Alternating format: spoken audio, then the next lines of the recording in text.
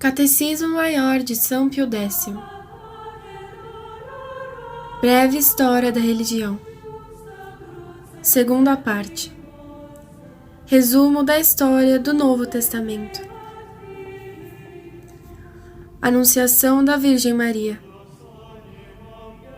81. Reinando Herodes, chamado o Grande, vivia em Nazaré, pequena cidade da Galileia, uma Virgem Santíssima chamada Maria, desposada com José, a quem o Evangelho chama varão justo. Embora fossem ambos descendentes dos reis de Judá e, portanto, da família de Davi, viviam pobremente e ganhavam o sustento com o seu trabalho. 82.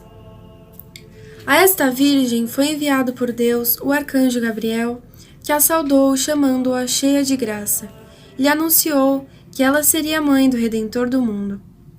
Ao ouvir essas palavras e à vista do anjo, turbou-se a princípio Maria, mas logo, tranquilizada por ele, respondeu: Eis aqui a escrava do Senhor, faça-se em mim segundo a tua palavra. No mesmo instante, o Filho de Deus, por obra do Espírito Santo, encarnou-se em suas puríssimas entranhas e, sem deixar de ser verdadeiro Deus, começou a ser verdadeiro homem. Foi esse o começo da redenção do gênero humano. Visita a Santa Isabel e nascimento de São João Batista. 83. No colóquio com o arcanjo, soube Maria que sua prima Isabel, mulher de um sacerdote chamado Zacarias, embora em idade avançada, ia ter um filho. Com santa solicitude, foi Maria visitar a prima nas montanhas da Judéia para congratular-se com ela e, mais ainda, para servi-la como humilde criada, como o fez por 3 meses. Aqui foi que Maria, respondendo à saudação da prima, que, inspirada pelo Espírito Santo, chamou a Mãe de Deus, entoou aquele cântico Magnificat que a miúde canta à igreja. 84. O filho de Isabel foi João Batista, o santo precursor do Messias. Nascimento de Jesus e circunstâncias daquele grandioso acontecimento. 85. Naquele tempo, foi publicado um edito pelo qual a imperadora César Augusto ordenava que todos os vassalos do Império Romano se registrassem e que, para isso, cada um se dirigisse à cidade de onde a família era originária. Maria e José, por serem da casa e família de Davi, tiveram de ir à cidade de Belém, onde havia nascido aquele santo rei. Mas não encontrando hospedagem, pelo grande número de pessoas que ia registrar-se, tiveram de abrigar-se em uma espécie de gruta que servia de estábulo não longe da cidade. 86. Foi ali que à meia-noite o Filho de Deus, feito homem para salvar os homens, nasceu de Maria Virgem.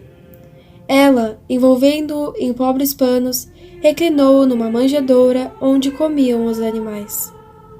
Nesta mesma noite, apareceu um anjo a uns pastores que vigiavam seus rebanhos naquela região e lhes anunciou que havia nascido o Salvador do mundo. Os pastores correram atônitos ao estábulo, encontraram o santo menino e foram os primeiros a adorá-lo. Obediência de Jesus, de sua Mãe Santíssima, à lei.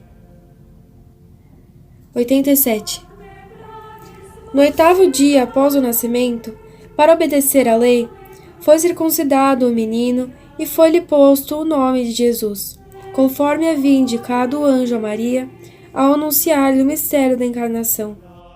Além disso, Maria Santíssima, por deferência para com a lei, a qual não estava obrigada, apresentou-se com Jesus no templo aos 40 dias, para a cerimônia da purificação, oferecendo por si o sacrifício das mulheres pobres, que eram um par de rolas, e pelo menino Jesus o preço do resgate. 88. Havia no templo um santo velho chamado Simeão, que havia tido a revelação do Espírito Santo de que não morreria sem ver primeiro o ungido do Senhor. Tomou em seus braços o divino menino e, reconhecendo nele o seu Redentor, levou-o com sumo júbilo e saudou-o com aquele terno cântico com que a Igreja termina cada dia o ofício divino. Nunc dimittis. Deixai ir agora em paz o vosso servo, Senhor, segundo a vossa palavra, pois os meus olhos viram o Salvador, que será a glória de Israel e a luz das nações. Ao mesmo tempo, acudiu uma velha e piedosíssima viúva, de nome Ana, que, vendo o divino menino, regozijou-se em seu coração e dizia maravilhas dele a todos os que esperavam a redenção de Israel. Os magos. 89. Algum tempo depois do nascimento de Jesus, entraram em Jerusalém 3 magos ou sábios, vindos do Oriente, e perguntaram onde havia nascido o rei dos judeus. Pois, estando em sua terra, haviam visto uma estrela extraordinária, e por ela, em virtude de uma antiga profecia conhecida no Oriente, entenderam que devia ter nascido na Judéia o desejado das nações. E, inspirados por Deus, seguiram o caminho indicado pela estrela e o vieram adorar.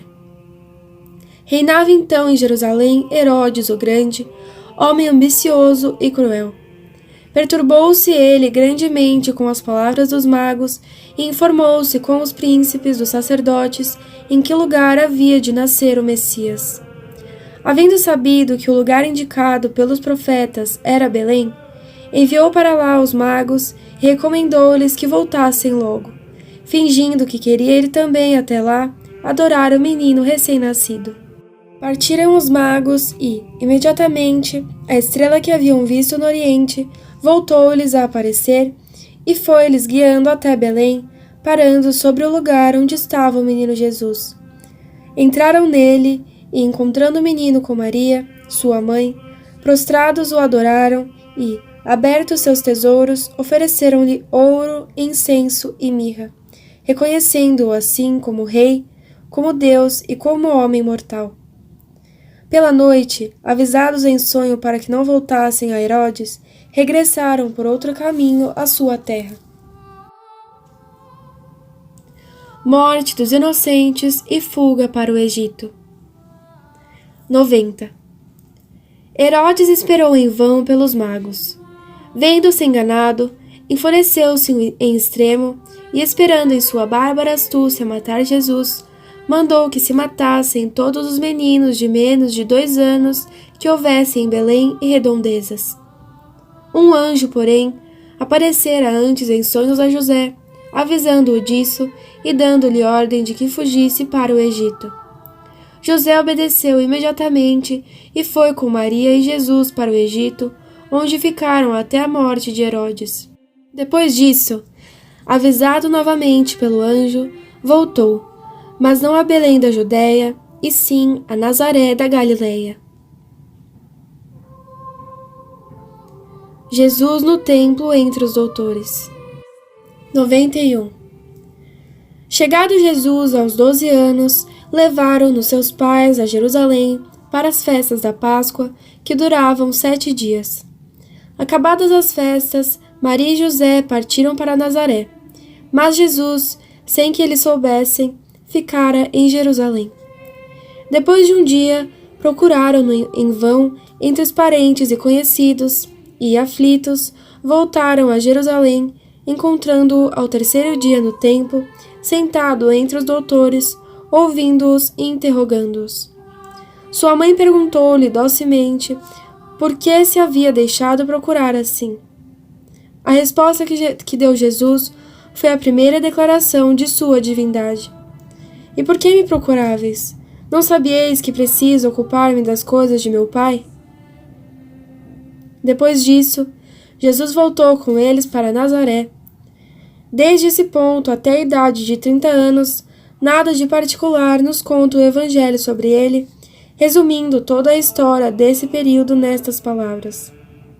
Jesus vivia obediente a Maria e a José, e crescia em idade, sabedoria e graça diante de Deus e dos homens.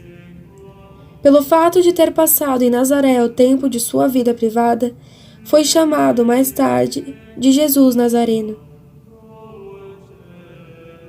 Batismo de Jesus e seu jejum no deserto. 92. João, filho de Zacarias e de Isabel, destinado por Deus, como vimos, para ser o precursor do Messias e preparar os judeus para que o recebessem, havia se retirado para o deserto para levar vida penitente. Chegado o tempo de dar princípio à sua missão, vestido de pele de camelo e cingido com um cinto de couro, saiu para as margens do Jordão e começou a pregar e batizar. Ele dizia: Fazei penitência, porque está próximo o reino dos céus.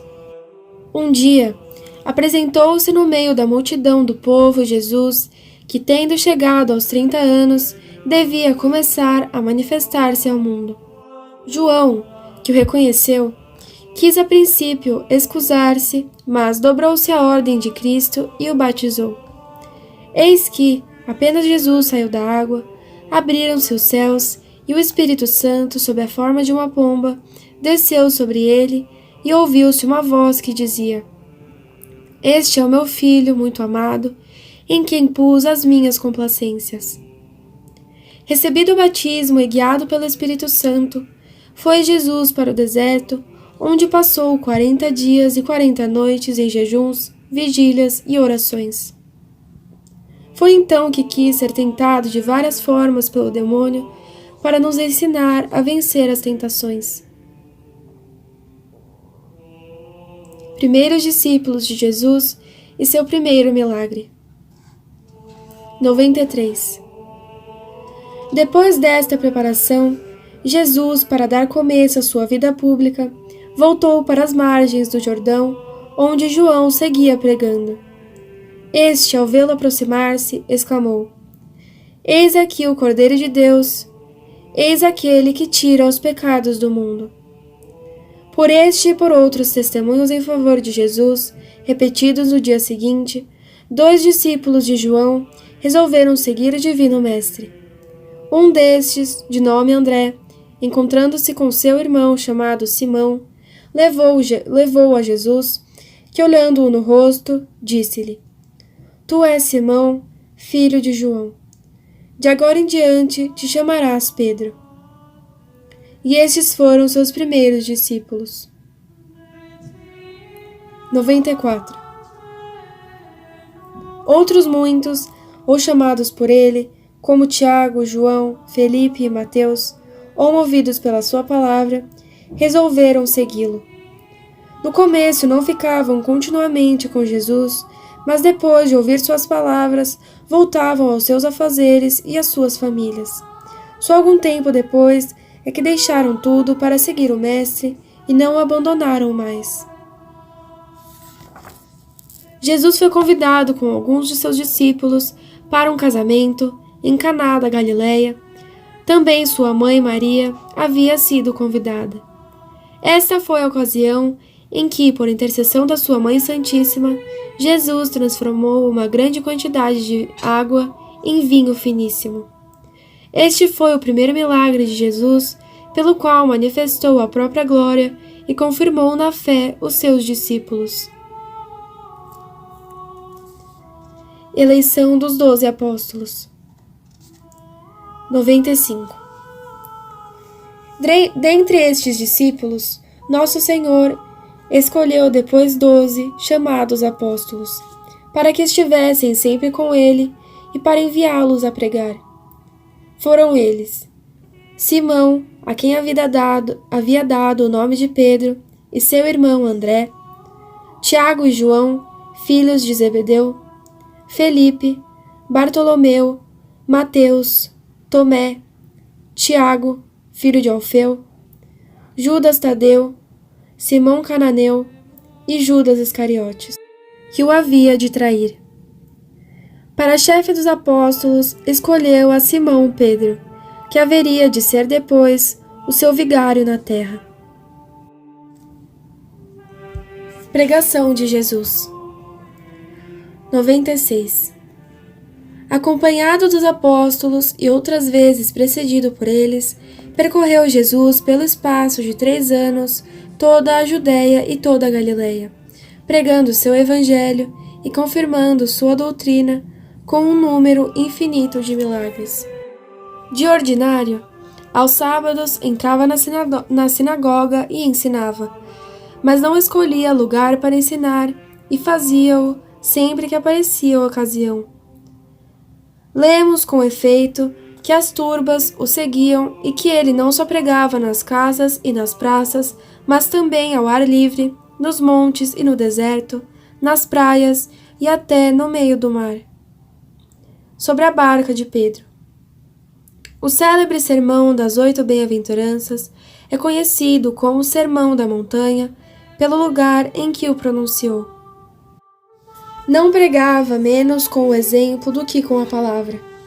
Admirados de sua longa oração, pediram-lhe um dia os discípulos que os ensinasse a rezar, e Jesus ensinou-lhes a sublime oração do Pai Nosso.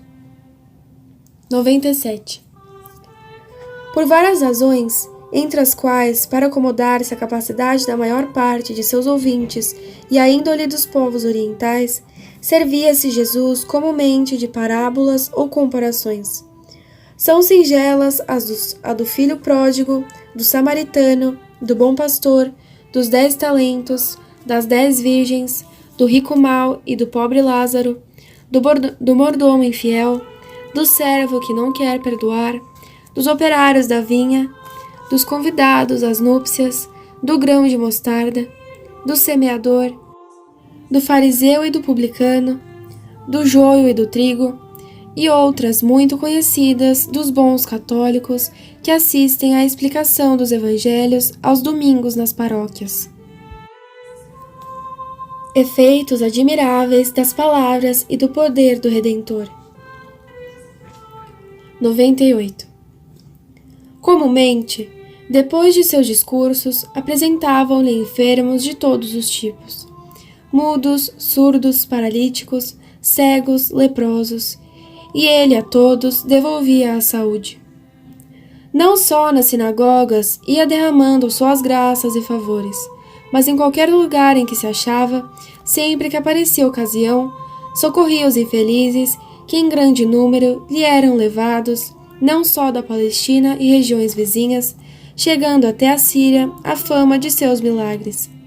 Levavam-lhe especialmente possessos do demônio, dos quais havia não poucos naquele tempo, e ele os livrava dos espíritos malignos que saíam gritando: Tu és o Cristo, o Filho de Deus. 99. 2 vezes, com uns poucos pães milagrosamente multiplicados, deixou fartas e satisfeitas as multidões que o seguiam pelo deserto. Às portas de Naim, ressuscitou o filho de uma viúva que ia ser enterrado. E pouco antes da paixão, ressuscitou a Lázaro, cujo corpo já cheirava mal na sepultura, onde estava havia 4 dias. 100.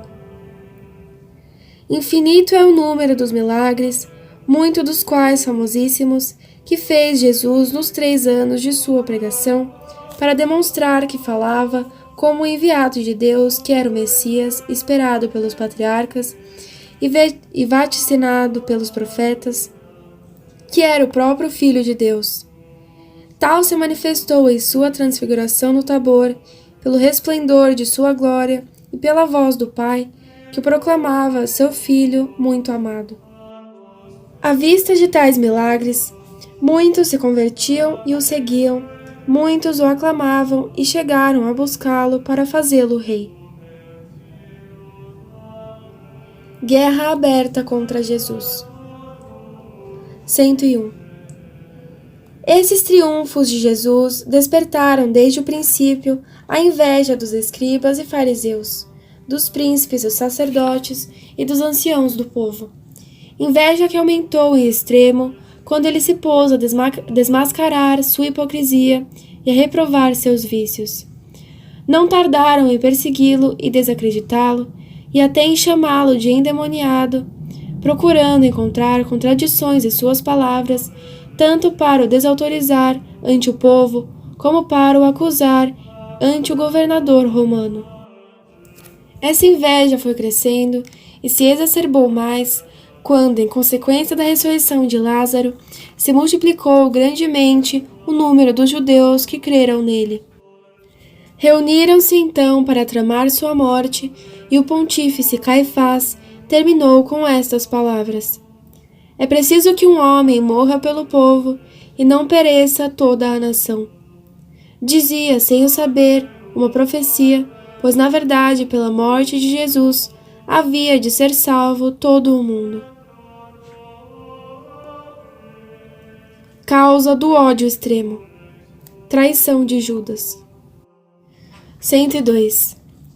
Finalmente, seu aborrecimento chegou ao cúmulo quando, próximo da Páscoa, era a quarta que ele celebrava em Jerusalém, depois que começara sua pregação, estando a cidade cheia de forasteiros que de todas as partes vinham para a festa, Jesus entrou triunfante sobre um jumentinho, aclamado pelo povo, que com palmas e ramos de oliveira havia saído ao seu encontro, enquanto muitos estendiam seus mantos pelo caminho e outros cortavam ramos e flores que espalhavam por onde ele ia passar. 103. Então os anciãos do povo, os príncipes dos sacerdotes e os escribas se reuniram em casa do pontífice Caifás e combinaram prender Jesus com algum ardil e às escondidas, por medo de que as turbas se alvoroçassem. A ocasião não se fez esperar. Judas Iscariotes, um dos 12 apóstolos, possuído pelo demônio da avareza, ofereceu entregar-lhes o divino mestre por 30 moedas de prata.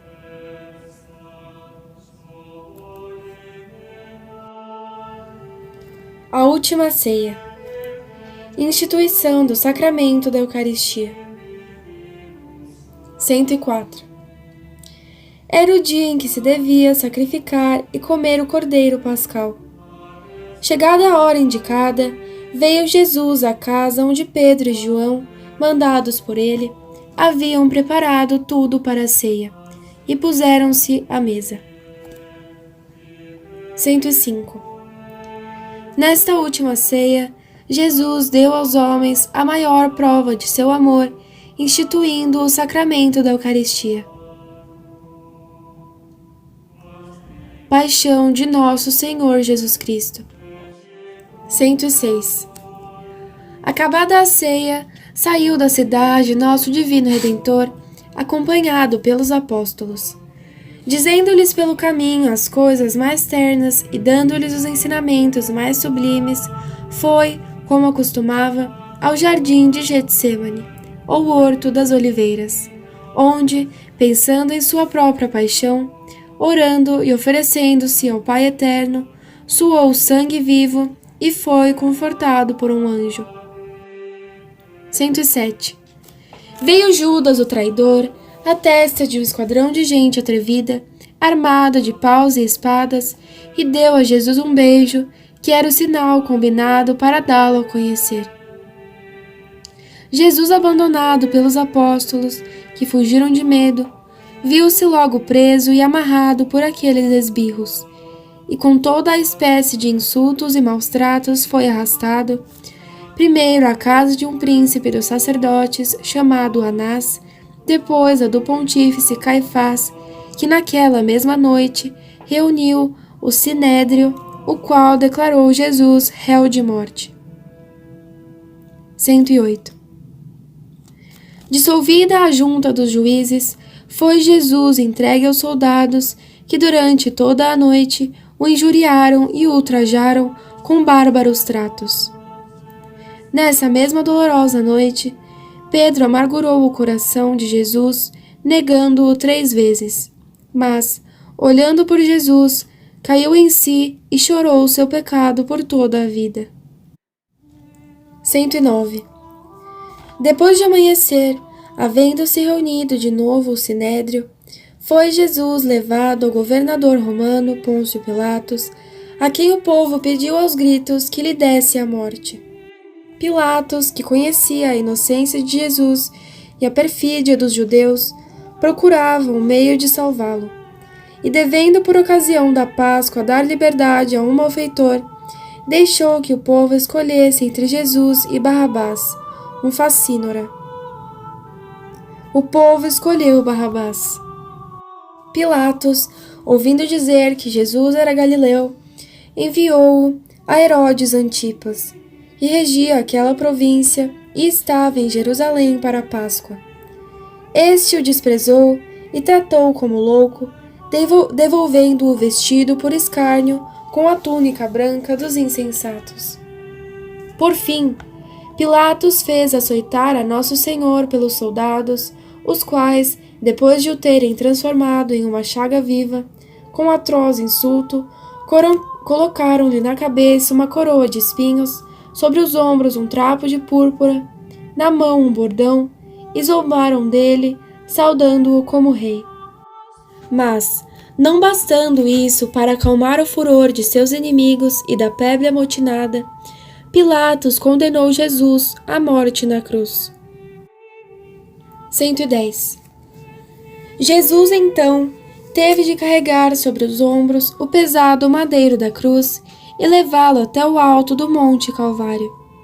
Ali despido, cravado na cruz entre dois ladrões, abeberado com mirra e fel, submerso em um mar de angústias e dores, depois de 3 horas de penosíssima agonia, expirou rogando pelos os que crucificavam, os quais nem assim deixaram de manifestar sua fúria contra ele. Depois de morto, transpassaram-lhe o coração com uma cruel lança. 111. Não há mente humana capaz de imaginar, nem língua que saiba exprimir, quanto padeceu Jesus desde a noite de sua prisão, nos diversos caminhos de um tribunal para outro, na flagelação e coroação de espinhos, na crucifixão e, finalmente, em sua prolongada agonia. Só o amor que foi sua causa pode despertar uma pálida ideia de tudo isso nos corações compadecidos. Maria Santíssima assistiu, com sobre-humana fortaleza, à morte de seu divino Filho e uniu o martírio de seu coração às dores dele para a redenção do gênero humano. O Pai Celeste fez com que resplandecesse a divindade de Jesus em sua morte, como o havia feito em sua vida. Estando ele na cruz, obscureceu-se o sol e cobriu-se a terra de espessas trevas. E ao expirar, tremeu a terra com um espantoso terremoto. Rasgou-se de alto a baixo o véu do templo, e muitos mortos, saídos da sepultura, foram vistos em Jerusalém e apareceram a muitas pessoas. Sepultura de Jesus. Ressurreição e ascensão aos céus. 112. Jesus foi crucificado e morreu na sexta-feira, e na mesma tarde, antes do pôr do sol, foi descido da cruz e depositado em um sepulcro novo, no qual puseram selo e guardas, com medo de que os discípulos o roubassem. Ao raiar a aurora do dia, que se seguiu ao sábado, sentiu-se um grande terremoto. Jesus havia ressuscitado e saído glorioso e triunfante do sepulcro. Depois de aparecer a Madalena, deixou-se ver pelos apóstolos para alentá-los e consolá-los. Alguns santos padres pensam que ele apareceu primeiramente à sua Mãe Santíssima. 113. 40 dias esteve Jesus na terra depois de sua ressurreição, mostrando-se em diversas aparições a seus discípulos e conversando com eles. Assim fortalecia de modo milagroso os apóstolos, confirmava-os na fé, comunicava-lhes coisas altíssimas e dava-lhes as últimas instruções. Até que aos 40 dias os reuniu no Monte das Oliveiras e, tendo-os abençoado, visivelmente e a seus olhos, elevou-se da terra e subiu aos céus. Vinda do Espírito Santo, pregação dos apóstolos. 114. Os apóstolos, seguindo as ordens do Divino Mestre, recolheram-se depois ao cenáculo de Jerusalém. Ali, por espaço de 9 dias, esperaram em oração o Espírito Santo que Jesus lhes havia prometido e que desceu sobre eles na forma de línguas de fogo na manhã do 10º dia, chamado Pentecostes. 115. Eles então, transformados em novos homens, começaram de repente a falar diversas línguas, segundo o Espírito os movia a falar. Naqueles dias viviam em Jerusalém judeus de todas as nações.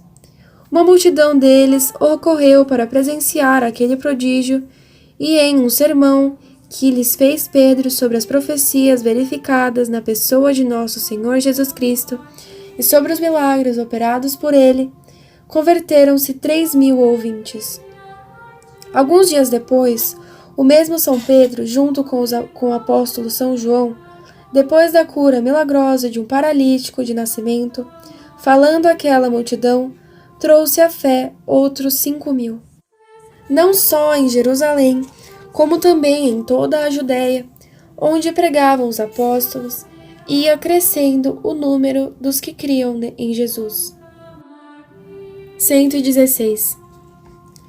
Mas logo os anciãos do povo e os príncipes dos sacerdotes começaram a perseguir os apóstolos e, chamando-os à sua presença, repreenderam-nos asperamente, proibindo-lhes que continuassem a falar de Jesus. Eles respondiam: Não podemos calar o que vimos e ouvimos. Julgai vós mesmos se é lícito obedecer aos homens, desobedecendo a Deus. Então os prenderam e maltrataram, e mataram a pedradas o diácono Santo Estevão. E os apóstolos, alegres por terem sido dignos de padecer por Jesus Cristo, tiveram maior alento para pregar, e crescia sem cessar o número dos que se convertiam. Apóstolo São Paulo. 117.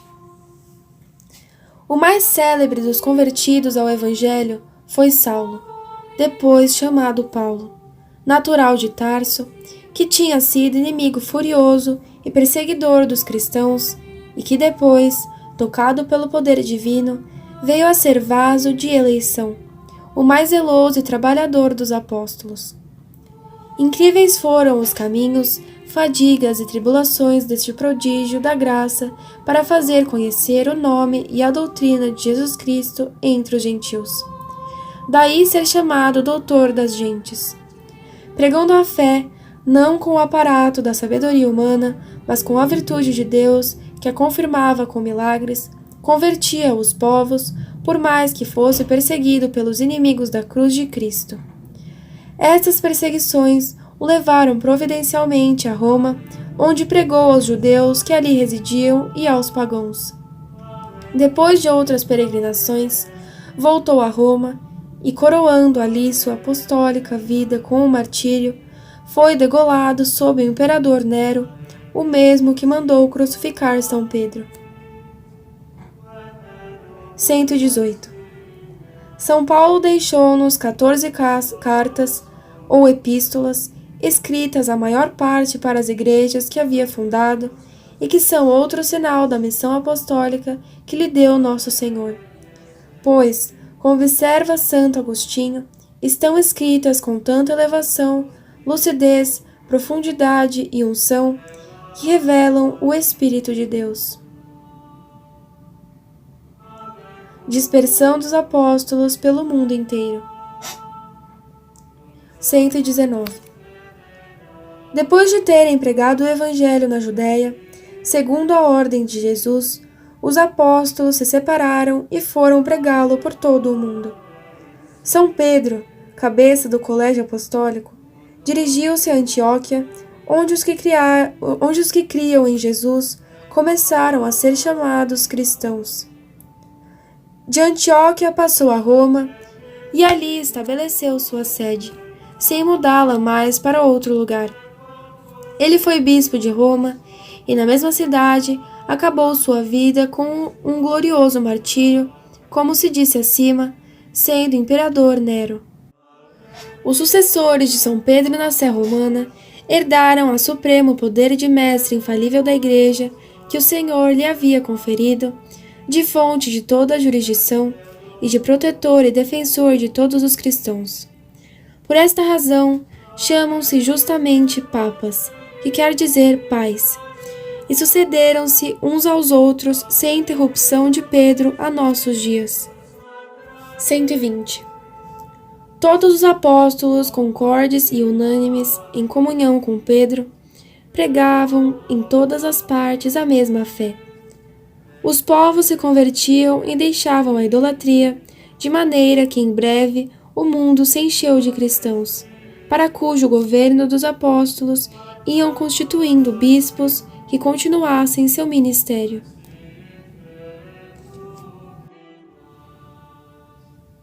Terceira parte. Breves noções de história eclesiástica. As perseguições e os mártires. 121. A fé cristã teria de passar por duríssimas provas para que se visse manifestamente que vinha de Deus e que só Deus a sustentava. Nos 3 primeiros séculos de sua existência, ou seja, durante 300 anos, muitas e terríveis perseguições se desencadearam contra os discípulos de Cristo por ordem dos imperadores romanos. Não era contínua a guerra suscitada contra os cristãos, mas após curtos intervalos recrudescia e então eram convocados para que dessem a razão de sua fé. Eram obrigados a oferecer incenso aos ídolos e, se negavam a isso, eram sujeitos a toda espécie de infâmias, penas e tormentos que a malícia humana podia inventar, até a própria morte. 122. Eles, entretanto, não davam motivo de queixa aos seus inimigos. Reuniam-se comumente para suas devoções e para assistir ao santo sacrifício em lugares subterrâneos, escuros e solitários, que ainda subsistem em Roma e em outras partes, chamados catacumbas ou cemitérios. Mas nem assim evitavam os perigos de morte. Inumerável multidão deles deu testemunho com o derramamento de seu sangue, de sua fé em Jesus Cristo, por cuja confirmação tinham morrido os apóstolos e seus seguidores. Por isso são chamados mártires, que quer dizer testemunhas. A Igreja reconhecia essas preciosas vítimas da fé, recolhia seus corpos, dava-lhes honrosa sepultura em lugares santos e admitia-os à honra dos altares. Constantino e a paz da Igreja. 123. A Igreja não gozou de sólida paz até o imperador Constantino, o qual, vencedor de seus inimigos, favorecido e alentado por uma visão do céu, publicou editos, dando a todos a liberdade de abraçar a religião cristã. Assim, os cristãos voltavam à posse dos bens que lhe haviam sido confiscados. Ninguém os podia inquietar em razão de sua fé. Não deviam dali por diante ser excluídos dos cargos e postos do Estado. Podiam erguer igrejas, e o próprio imperador custeou às vezes a construção delas. Os confessores da fé que estavam nos cárceres saíram livres. Os cristãos começaram a celebrar suas reuniões com público esplendor, e os próprios pagãos sentiam-se atraídos a glorificar o verdadeiro Deus. 124. Constantino, vencido seu derradeiro competidor, ficou o senhor do mundo romano e viu-se a cruz de Cristo ondear resplandecente nas bandeiras do império. Mais tarde, ele dividiu o império em 2 partes, oriental e ocidental, fazendo de Bizâncio, sobre o Bósforo, a sede da primeira, sua nova capital, que embelezou e chamou Constantinopla, anos 330 da era cristã. Esta metrópole veio a ser uma nova Roma pela autoridade imperial que ali residia. Então o espírito de orgulho e de novidades apoderou-se de alguns eclesiásticos ali constituídos em alta dignidade, os quais ambicionavam a primazia sobre o Papa e sobre toda a Igreja de Cristo. Daí surgiram gravíssimos conflitos durante muitos séculos e finalmente o desastroso cisma, com que o Oriente se separou do Ocidente, século IX, subtraindo-se em grande parte da divina autoridade do Pontífice Romano, que é o sucessor de São Pedro, vigário de nosso Senhor Jesus Cristo. As heresias e os concílios. 125. Quando acabava de sair vitoriosa da guerra exterior do paganismo e de vencer a prova das ferozes perseguições, a Igreja de Cristo, assaltada por inimigos interiores, entrava em guerra intestina muito mais terrível. Guerra prolongada e dolorosa, que desenvolvida e instigada por maus cristãos, filhos degenerados, não chegou ainda a seu término, mas da qual a Igreja sairá triunfadora, conforme a palavra infalível de seu divino fundador, a seu primeiro vigário na terra, o apóstolo São Pedro. Tu és Pedro, e sob esta pedra edificarei minha igreja, e as portas do inferno não prevalecerão contra ela. São Mateus 26, 18.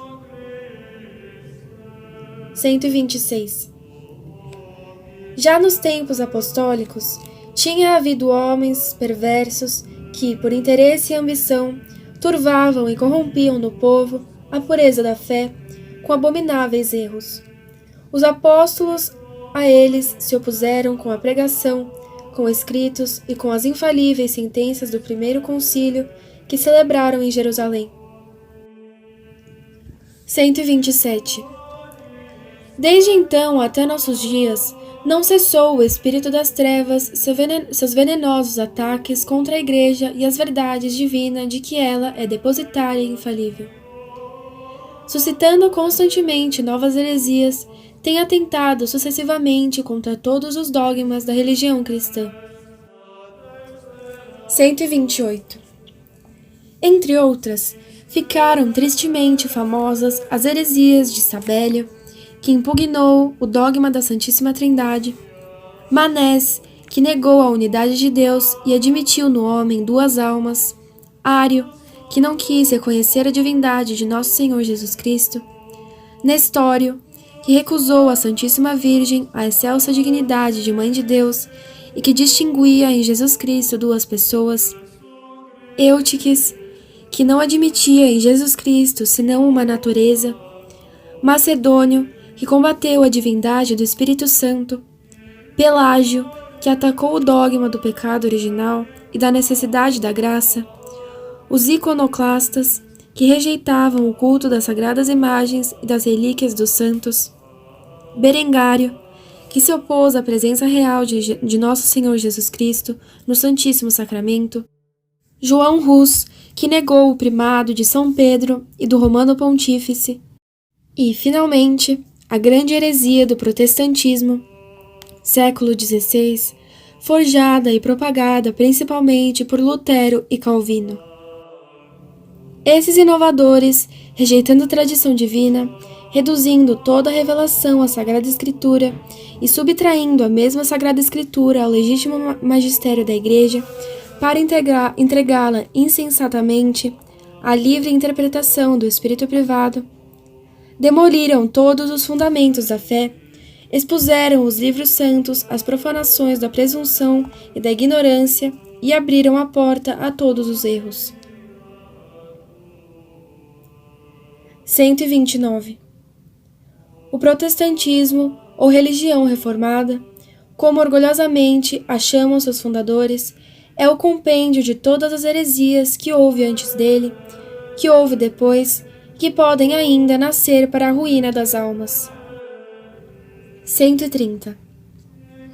Com uma luta sem tréguas que dura já 20 séculos, Não cessou a Igreja Católica de defender o depósito sagrado da verdade que Deus lhe confiou, nem de amparar os fiéis contra o veneno das doutrinas heréticas. 131. À imitação dos apóstolos, sempre que houve pública necessidade, a Igreja, congregada em um concílio ecumênico ou geral, definiu com toda a clareza a verdade católica e a propôs como dogma a seus filhos e apartou de si os hereges, lançando contra eles a excomunhão e condenando seus erros. O concílio ecumênico ou geral é uma augusta assembleia para a qual o Romano Pontífice convoca todos os bispos do mundo e outros prelados da Igreja, presidida pelo próprio Papa ou por seus legados. A esta Assembleia, que representa toda a Igreja docente, está prometida a assistência do Espírito Santo e suas decisões em matéria de fé e de costumes, depois de confirmadas pelo Sumo Pontífice, são seguras e infalíveis como a Palavra de Deus. 132. O concílio que condenou o protestantismo foi o Sacrossanto Concílio de Trento, assim chamado pela cidade em que se celebrou. 133. Ferido com esta condenação, o protestantismo viu desenvolverem-se os germes de dissolução que levava em seu viciado organismo. As discussões o dividiram, multiplicaram-se as seitas que, dividindo-se e subdividindo-se, reduziram-no a fragmentos miúdos. No presente, o nome protestantismo já não significa uma crença uniforme e espalhada, mas encerra apenas um amontoado, o mais monstruoso, de erros privados e individuais, recolhe todas as heresias e representa todas as formas de revolta contra a Santa Igreja Católica. 134. Contudo, o espírito protestante, que é o espírito de liberdade insolente e de oposição a toda autoridade, não deixou de difundir-se. Surgiram muitos homens que, inchados com uma ciência vã e orgulhosa, ou dominados pela ambição e pelo interesse, não hesitaram em forjar ou dar alento a teorias transtornadoras da fé, da moral e de toda a autoridade divina e humana. 135. O Sumo Pontífice Pio IX, depois de haver condenado nos sílabos muitas das preposições mais importantes desses cristãos temerários, para aplicar o machado à raiz do mal, convocara em Roma um novo concílio ecumênico. Este começara felizmente sua obra ilustre e benéfica nas 2 primeiras sessões que se celebraram na Basílica de São Pedro, no Vaticano, donde lhe veio o nome de Concílio Vaticano. Quando, em 1870, por vicissitude dos tempos, teve de ser suspenso. 136. É de esperar que, sossegada a tempestade que agita momentaneamente a Igreja, possa o Romano Pontífice reatar e levar a cabo a obra providencial do Santo Concílio, e que, desfeitos os erros que agora combatem a Igreja e a sociedade civil, possamos logo ver brilhar com nova luz a verdade católica e iluminar o mundo com seus eternos esplendores. Advertência e orientação para o estudo da religião na história da Igreja. 137. Aqui termina o nosso resumo, pois não é possível seguir passo a passo os vários sucessos da Igreja, complicados com os acontecimentos políticos, sem dizer coisas menos acomodadas ao entendimento comum e sem desviarmos de seu fim o objetivo dessas páginas. O bom católico deve prover-se de um bom compêndio de história eclesiástica, pedindo conselho ao pároco ou a um douto confessor. Leia-o com o espírito de simplicidade e humildade cristã e verá resplandecer na Santa Mãe Igreja os caracteres com que Nosso Senhor Jesus Cristo a distinguiu como a única verdadeira Igreja que ele fundou, os quais são: una, santa, católica e apostólica. 138. Una. Verá resplandecer a unidade da Igreja no exercício ininterrupto da fé, da esperança e da caridade. Verá como, em 20 séculos de vida, sempre jovem e florescente, a Igreja conta com tantas gerações, tanta multidão de homens, diversos em índole, nacionalidade e línguas, unidos em uma sociedade governada sempre por uma mesma e perpétua hierarquia, a professar as mesmas crenças, confortar-se com as mesmas esperanças e participar de orações comuns e dos mesmos sacramentos, sob a direção dos legítimos pastores. Verá a hierarquia eclesiástica formada de tantos milhares de bispos e sacerdotes conservar-se estreitamente unida na comunhão e obediência do Pontífice Romano, que é a cabeça divinamente estabelecida, e dele receber os ensinamentos para comunicá-los ao povo com perfeita unidade de doutrina. De onde vem tão maravilhosa união? Da presença e assistência de Jesus Cristo, que disse aos seus apóstolos: Eis que permanecerei convosco até a consumação dos séculos. 139. Santa. O fiel que ler com retidão de coração a história eclesiástica verá resplandecer a santidade da Igreja, não só na santidade essencial de sua cabeça invisível, Jesus Cristo, na santidade dos sacramentos, da doutrina, das corporações religiosas, de muitíssimos de seus membros, mas também na abundância dos seus dons celestes, dos sagrados carismas, das profecias e milagres com que o Senhor, negando-os às demais religiões, faz brilhar à face do mundo o dote da santidade de que está adornada exclusivamente sua única Igreja.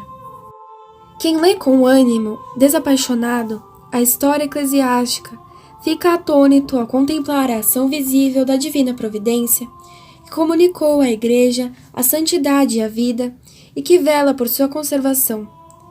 Foi ela quem, desde os primeiros séculos, suscitou aqueles grandes homens, glória imortal ao cristianismo, que, cheios de sabedoria e sobre-humana virtude, combateram vitoriosamente as heresias e erros à medida que iam aparecendo.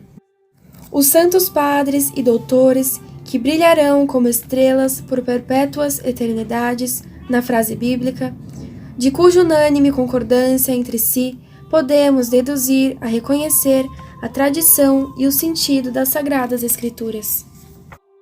E assombra não menos vermos surgir providencialmente, em tempo e lugar oportuno, aquelas ordens regulares, aquelas famílias religiosas, aprovadas e abençoadas pela Igreja, nas quais desde o século IV florescia já a vida cristã e se aspirava à perfeição evangélica, praticando os divinos conselhos com os santos votos de castidade, pobreza e obediência.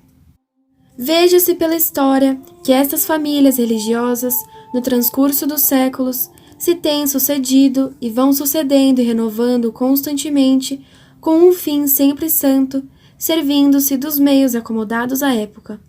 A oração, ou o ensino, ou o exercício do ministério apostólico, ou a prática múltiplice e variada das obras de caridade.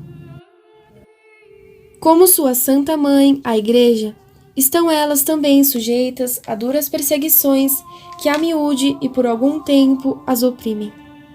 Mas, como tais institutos pertencem à essência da Igreja pela atuação dos conselhos evangélicos, por isso não podem perecer de todo.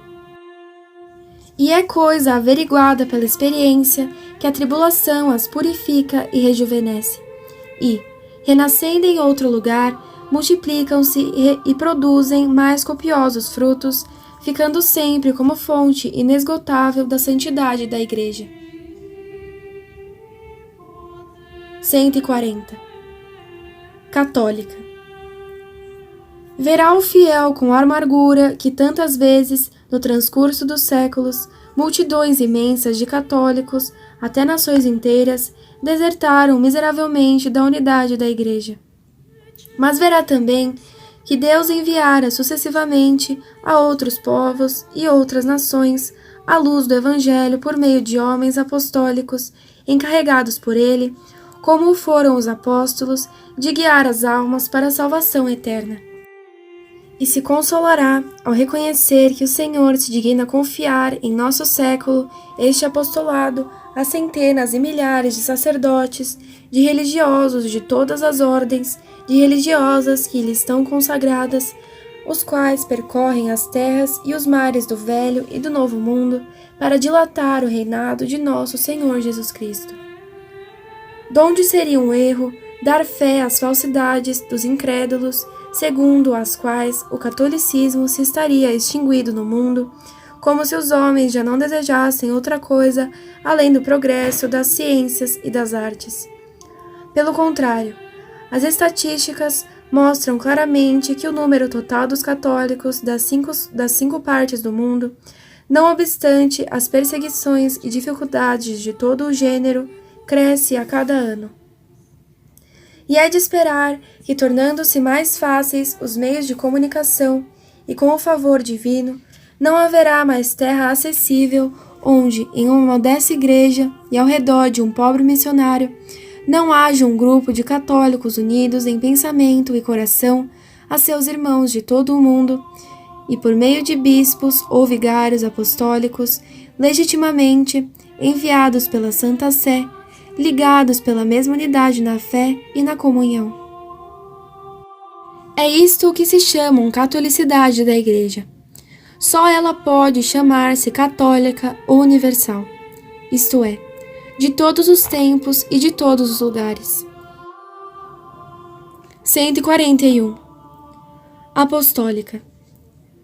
Ao percorrer a história eclesiástica, verá o fiel sucederem-se entre incríveis dificuldades tanto pontífices romanos que, revestidos na pessoa de Pedro das mesmas prerrogativas que nosso Senhor Jesus Cristo deu a ele, vão comunicando também a jurisdição aos sucessores dos demais apóstolos, dos quais nenhum se separou jamais de Pedro, como agora nenhum poderá separar-se da sé romana, sem deixar de pertencer à Igreja, que por isso se proclama e é realmente apostólica.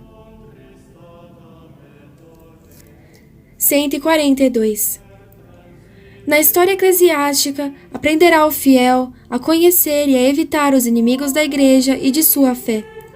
No transcurso dos séculos, encontrará associações ou sociedades secretas e tenebrosas que, com vários nomes, se foram organizando, não já para glorificar a Deus eterno, onipotente e bom, mas para derrubar seu culto e substituí-lo. Coisa incrível, mas verdadeira, pelo culto do demônio. Não se assombrará com que os legítimos sucessores de São Pedro, sobre quem fundou Jesus Cristo a sua Igreja, hajam sido e sejam objeto de insultos, de escárnio e de aversão por parte dos hereges e incrédulos, devendo assemelhar-se ao Divino Mestre que disse: Se a mim me perseguiram, também a vós vos perseguirão. Mas a verdade que verá deduzir-se da história é esta: que os primeiros papas foram justamente elevados à honra dos altares, tendo muitos deles derramado seu sangue pela fé, que quase todos os demais brilharam por seus egrégios dotes de sabedoria e virtude, sempre atentos a ensinar, defender e santificar o povo cristão, sempre prontos com seus predecessores a dar a vida em testemunho da palavra de Deus. Que importa, desgraçadamente, entre os 12 apóstolos havia um perverso? Que importa que entre tantos tenha havido uns poucos menos dignos de ascender à suprema sé, onde toda e qualquer mancha parece gravíssima? Deus o permitiu para dar a conhecer seu poder e sustentar a Igreja, conservando um homem infalível no seu ensino, ainda que falível em sua conduta pessoal.